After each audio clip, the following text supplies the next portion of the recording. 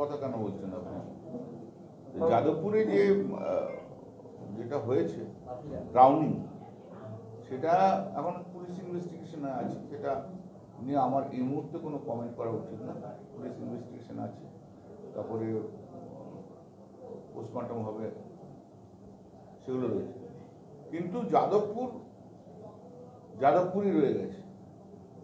যাদবপুরটা এই SFI, CPM আর ultra কমিউনিস্টরা সব শেষ করে দিল। যাদবপুর শেষ করে দিল এখন। যাদবপুর একটার পর একটা ঘটনা শুধু যাদবপুরই হয়।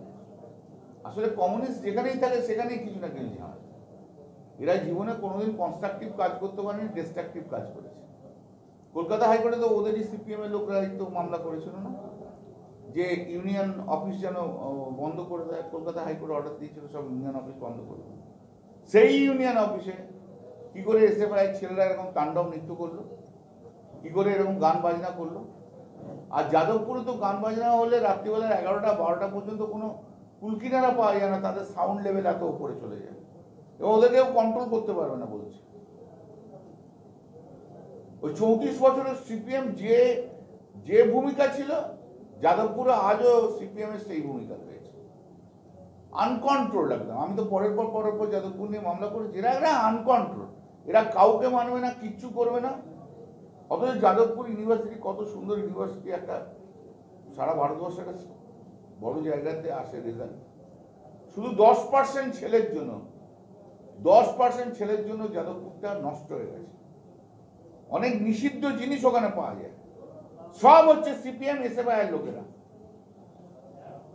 আর যতদিন এসএফআই সিপিএম ওখানে থাকবে ততদিন যাদবপুরের কিচ্ছু হবে না। আল্ট্রা কমিউনিস্ট যতদিন থাকবে ততদিনই হবে। সব গাঁজাখোর, মাতাল, চরিত্রহীন সবগুলো ওখানে রয়েছে। আর সব সিপিএম এর। না, সিসিটিভি তো লাগাতে দিচ্ছে না। শুধু আমি একটা মামলায় বললাম, যখন হোস্টেলে আমরা সিসিটিভি সরকার থেকে দিতে চাই, সেই সিসিটিভি গুলো পর্যন্ত খুলে ফেলে দিল। সেই সিসিটিভিও খুলে ফেলে, সব কিছু খুলে ফেলে দেবে। আপনারা জানেন তো, সিপিএম মানেই হচ্ছে সমস্ত দুষ্কৃতিবাজদের জায়গা।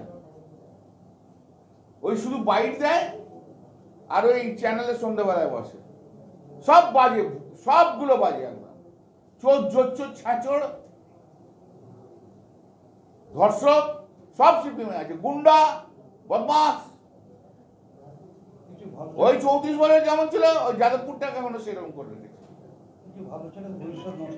শুধু 10%-এর জন্য সমস্ত যাদবপুরটা নষ্ট হচ্ছে। এই সব দুষ্কৃতিবাজ কমিউনিস্ট গুলোর জন্য।